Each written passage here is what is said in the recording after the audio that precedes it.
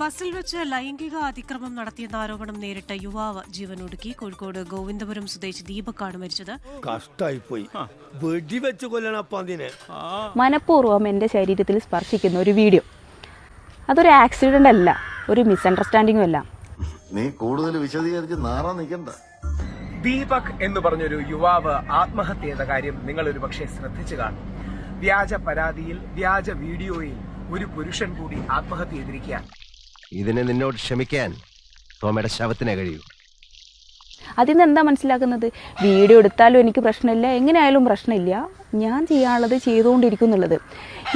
ഇത് കാണിക്കുന്നത് ഇയാൾ ഇതൊരു പാറ്റേൺ ആയിട്ട് കണ്ടിന്യൂ ചെയ്യുന്നുണ്ട് എന്നുള്ളതാണ്. ആരായത് നിന്നോട് പറഞ്ഞത്?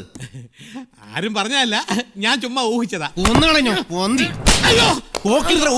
പട്ടി. ഇതേപോലൊരു ബസ് യാത്രയ്ക്ക് പോകുമ്പോൾ ഒരു പെൺകുട്ടി എടുത്ത് വൈറലാകാൻ വേണ്ടി, റീച്ചിന് വേണ്ടി നമ്മുടെ ജീവിതം നശിപ്പിക്കുകയും നമ്മൾ ആത്മഹത്യയിലേക്ക് പോകുന്ന ദുരവസ്ഥ ഉണ്ടാകാതിരിക്കാനും വേണ്ടിയാണ് നമ്മളിത് ചെയ്യേണ്ടത്. ശുദ്ധഹൃദയനായ എന്റെ പരിശുദ്ധിയെ സംശയിക്കാന്ന് പറഞ്ഞാൽ മൈ ഗോഡ്, എനിക്ക് സഹിക്കാൻ കഴിയുന്നില്ല. നീ സെൻട്രൽ ജയിലിലേക്ക് ഒരു വാഗ്ദാനമാണ്. ഇത് മേജർ സൈക്കോളജിക്കൽ ഇഷ്യൂവും സെക്ഷൽ ബൗണ്ടറി വയലേഷനുമാണ്. അതായത് കൺസെന്റ് ഇല്ലാതെ ഒരു മനുഷ്യന്റെ ശരീരത്തിൽ തൊടാൻ ആർക്കാ അവകാശമുള്ളത്? മൂക്ക് കണ്ണാടി വെച്ച് ചന്തി കുലുക്കി നടന്നുകൊണ്ടൊന്നും അന്തസ് കിട്ടില്ലടി. ആ ഗുണം ജനിക്കുമ്പോഴേ കിട്ടണം. അതിശക്തമായ നടപടികൾ ഈ വിഷയത്തിൽ ആവശ്യമാണ്.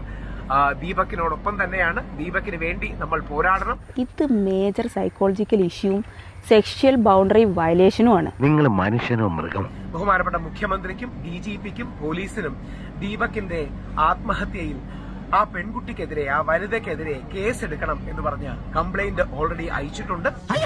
അങ്ങനെ തന്നെ വേണം.